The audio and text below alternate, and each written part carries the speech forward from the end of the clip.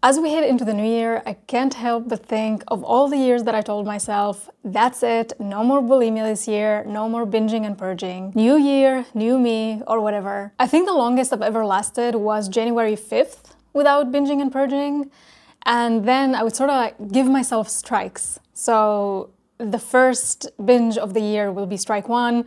After that, I will have strike 2, strike 3, even though I've never played or watched baseball in my life. It's just, I guess, some phrasing I picked up somewhere.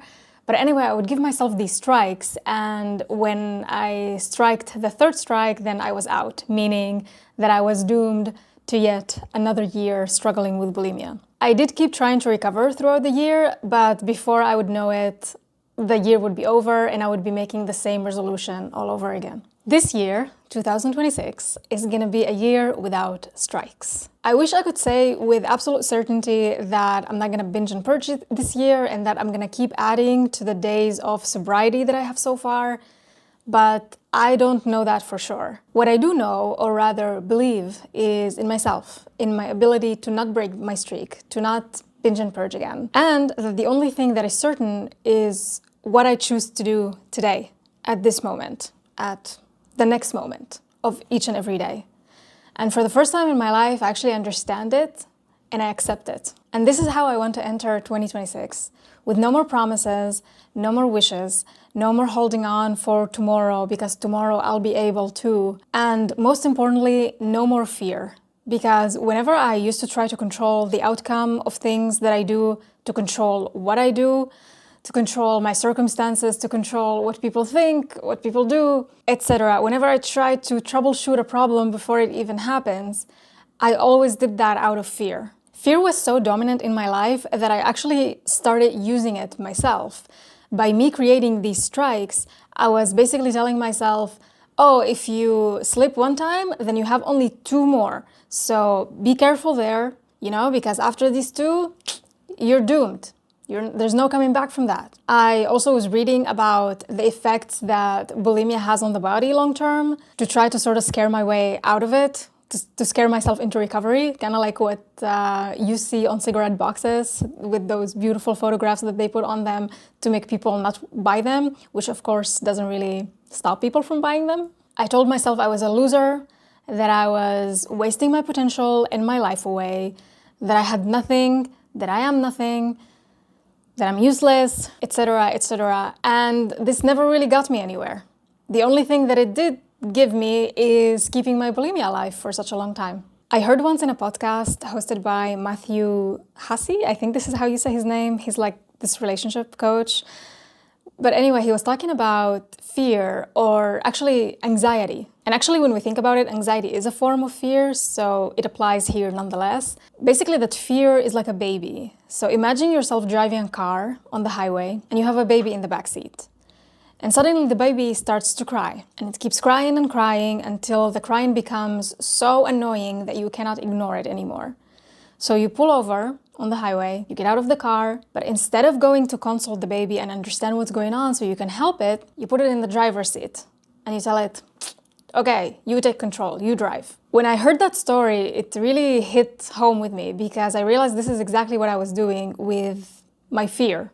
My baby, basically. I was letting my fear drive my life because I just wanted it to shut up. I couldn't handle how uncomfortable those thoughts made me feel, the thoughts of fear, basically. And I just did whatever it told me to do because I just wanted it to be quiet and not feel them anymore. But the thing that I didn't realize back then is that each and every time I did something that fear was telling me to do, or rather didn't do the things that I wanted to do because of fear, I got the same result that fear was trying to shield me from.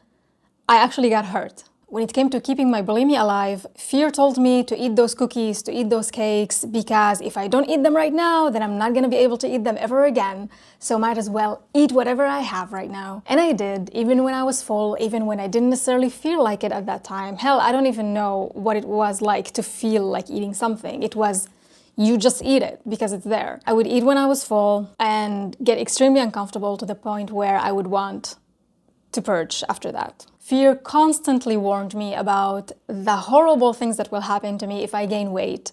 And because of that, I restricted, which made me extremely hungry and extremely obsessed with food all the time. I was thinking about food all the freaking time because I was basically depriving myself from it. And because of that, I ended up binging because I couldn't, there's so much that you can control this restriction, right? And so I would end up binging and ultimately purging and yes, gaining weight. Fear used to panic about the fact that I didn't have enough money, and so I would end up spending everything that I had. Again, like with the cookie example, because I had the fear that I will not have money again, so might as well spend everything that I have right now. I know it's a bit counterintuitive, but this is what was going on. So for the majority of my life, I did everything that fear told me to do, and I ended up broke, struggling with bulimia, and completely hating myself. And so it was time for me to do things differently. I needed to stop letting fear take control of everything and trust in myself to make the right choices. I understood that the main objective of fear was to keep me safe. And because of that, I started repeating to myself the mantra that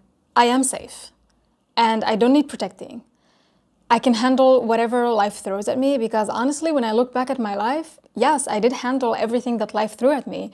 A lot of times there were unexpected things that happened and I pulled myself through them, you know, like we always do somehow. Even if it doesn't seem so at the moment, we always look back and like, hi, I handled that thing and I'm okay, I survived. Things that I was afraid of were never really ever as bad as I feared they will be. And so I kept repeating to myself, like, you're safe, everything's fine, you're good.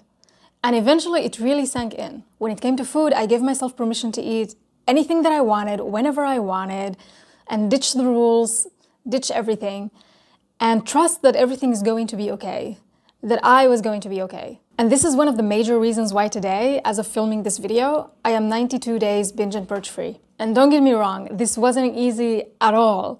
Fear always tried to, slap my hand and take hold of the steering wheel back, but I always put it in the back seat and just told it like, you're good, this is your place, just stay here. I didn't throw it out of the car completely because fear can be a really good ally, to be honest. There's a reason why fear is there. It wants to protect us.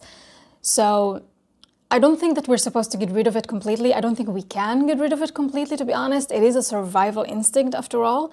But I think there's a way to have a conversation with it that is way more productive. So I actually do like to converse sometimes with these thoughts to try to understand where they're coming from and what's going on there beneath the surface. And that way I learn a lot of things about myself. So in some ways, fear is nice, but never when it's driving. Just as a companion. And this is why this year I'm not gonna let the fear of relapse to take over or even stay in my head for too long, because I know that focusing on it is the thing that's gonna get me to relapse. Instead, I'm gonna focus on what I actually want. What I actually want in my life, the dreams that I have, the things that I want to experience, the life that I want to live, the things that I want to do on my day-to-day. I'm focusing on right now, this moment, because actually all we have is right now. This is the only thing that is certain, the things that we're seeing, that we're feeling at this moment. That being said, I still plan for the future. I'm a huge planner. I love planning. Whenever we go on a trip, I plan it months in advance because I want to get the hotels and the flights and everything. And when I have appointments at the government offices or anything like that, I do prepare a lot and I read all the information I can read about it. But a lot of my planning in previous years has been also out of fear because I just didn't want to miss out on anything. I wanted to experience everything. Again, when we were traveling, for example, I wanted to experience everything, all of the touristy spots. But then when I stopped to ask myself, why do I actually want to see these things? I didn't really have the answer besides the fact that I didn't want to miss out. So it was somehow related to fear.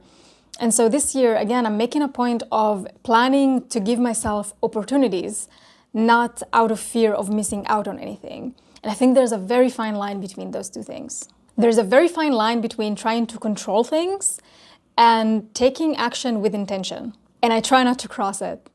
But to be honest, it is very tiring to try to keep that balance all the time. I'm not gonna lie, it is a lot of hard work. But I remind myself that this is how positive change feels like.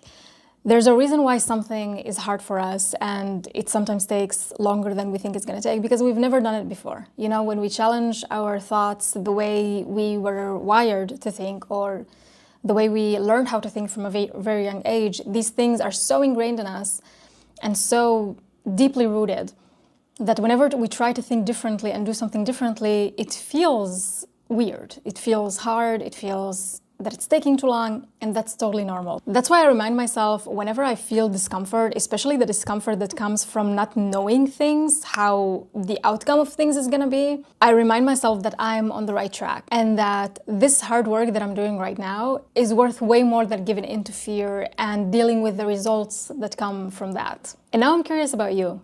Where do you think you're gonna drive once you take the steering wheel from your fear? Let me know in the comments. I would love to hear from you. All right, thank you so much for watching. I really appreciate you being here, and I'll see you soon. Bye.